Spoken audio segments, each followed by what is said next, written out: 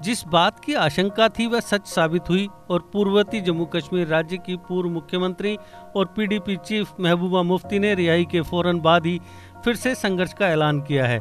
Public safety act के तहत हिरासत में ली गई मुफ्ती को मंगलवार रात को रिहा किया गया। उन्होंने ट्विटर अकाउंट पर ऑडियो संदेश जारी कर आर्टिकल 370 के प्रावधानों को हटाए जाने को काला फैसला करार दिया और कहा कि कश्मीर का संघर्ष जारी रहेगा। महबूबा मुफ्ती ने ट्विटर पर शेयर किए गए ऑडियो संदेश में कहा, मैं आज 1 साल से भी ज़्यादा समय के बाद रिहा हुई हूँ। 5 अगस्त 2019 के उस काले दिन का काला फैसला मेरे दिल और रूह पर हर पल वार करता रहा। मुझे यकीन है कि ऐसी स्थिति जम्मू कश्मीर के लोगों की रही होगी।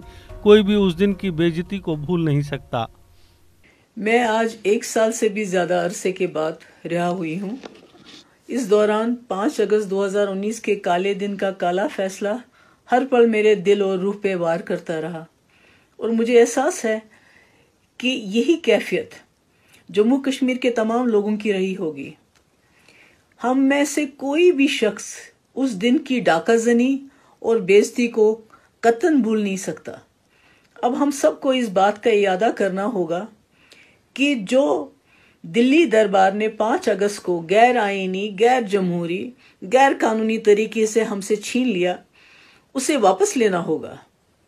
बल्कि उसके साथ साथ मसले कश्मीर, जिसकी वजह से जम्मू कश्मीर में हज़ारों लोगों ने अपनी जानें निशावर की, उसको हल करने के लिए हमें अपनी जदोजहद जारी रखनी होगी।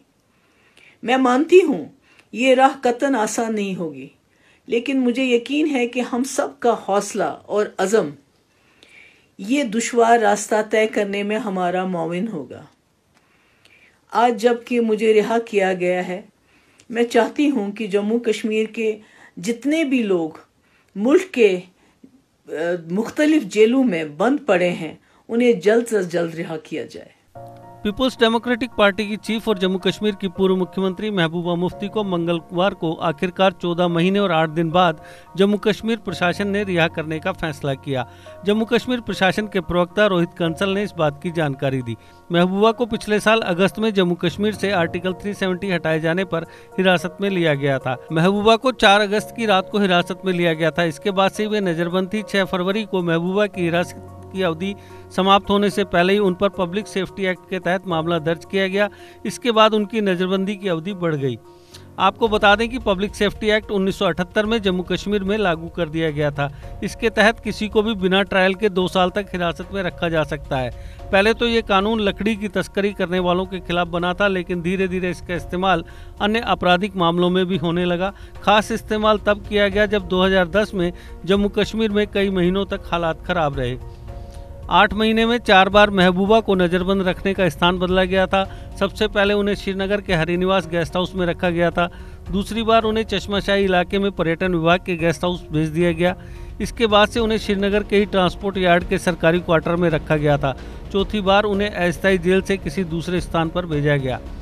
पिछले साल 5 अगस्त को जम्मू कश्मीर से आर्टिकल 370 के प्रावधानों को हटाने के साथ ही एहतियातन पीएसए के तहत 444 लोगों को हिरासत में लिया गया था। इनमें से ज़्यादातर लोगों को अब रिहा कर दिया गया है। कुछ लोगों को इस शर्त पर रिहाई दी गई कि वे कोई भी राजनीतिक बयान जारी नहीं करेंगे। हिरासत में लिए गए लोगों में मुफ्ती के अलावा घाटी के प्रमुख बड़े नेता उमर अब्दुल्ला और उनके पिता फारूक अब्दुल्ला भी शामिल थे। महबूबा को उनके आधिकारिक आवास फेयरव्यू बंगले में हिरासत में रखा गया था। हिरासत के साथ ही प्रशासन ने इस बंगले को सब जेल घोषित किया था। महबूबा जम्मू कश्मीर की अकेली ऐसी बड़ी नेता थी जिन्हें अभी तक नज़रबंद रखा गया था। उसके साथ ही हिरासत में लिए गए पूर्व मुख्यमंत्री फारूक अब्दुल्ला और उमर अब्दुल्ला को रिहा किया जा चुका है। फारूक को 15 मार्च को रिहा किया गया था, वहीं उमर को इसके 10 दिन बाद 25 मार्च को रिहा किया गया था। रिहाई के बाद उमर ने सभी नेताओं की नज़रबंदी खत्म करने की मांग की थी। महबूबा की गैर मौजूदगी में उनका ट्विटर अकाउंट उनकी बेटी इल्तिजा मुफ्ती इस्तेमाल कर रही थी। इल्तिजा ने ट्वीट किया, महबूबा मुफ्ती की गैरकानूनी हिरासत की अवधि खत्म होने के साथ ही मैं उन सभी का शुक्रिया अदा करना चाहूँगी जिन्होंने इस दौरान मेरा साथ दिया। मैं आप सभी की एहसानमंद हूँ। अब मैं इल्तिजा इस अकाउंट से साइन ऑफ कर रही हूँ। पूर्व मुख्यमंत्री उमर अब्दुल्ला ने भी महबूबा की रिहाई पर खुशी जताते हुए ट्वीट किया। आखिरकार महबूबा को रिहा करने का फैसला क्यों और कैसे लिया गया, इसका जवाब तो कुछ समय बाद ही शायद सामने आएगा। वैसे भी ऐसे फैसलों की सच्चाई शायद ही कभी सामने आती है, लेकिन जानकारों के मुताबिक यह भी एक सच्चाई है कि आर्टिकल 370 खत्म किए जाने के बाद से ही केंद्र सरकार जम्मू कश्मीर में नया नेतृत्व खोजने और तराशने में नाकाम रही है। हालांकि इसके लिए पहले पंचायत चुनाव और फिर ब्लॉक डेवलपमेंट काउंसिल चुनाव भी करवाए गए। यही वजह है कि एक बार फिर से नेशनल कॉन्फ्रेंस, पीडीपी और सभी पार्टियों के नेताओं से मिलाकर बनाई गई अपनी पार्टी के लिए मैदान खुला छोड़ दिया गया है। अब देखना यह होगा कि महबूबा मुफ्ती के जुझारू तेवर कब तक बरकरार रहते हैं और उनका अगला कदम क्या होगा। GK अपडेट रहे हमारे साथ। अगर आप ये वीडियो YouTube पर देख रहे हैं तो हमारे YouTube चैनल को सब्सक्राइब करें और बेल आइकन को क्लिक करें। अगर आप ये वीडियो Facebook पर देख रहे हैं तो हमारा Facebook पेज लाइक जरूर करें। For advertisement, please contact 705-109-1811.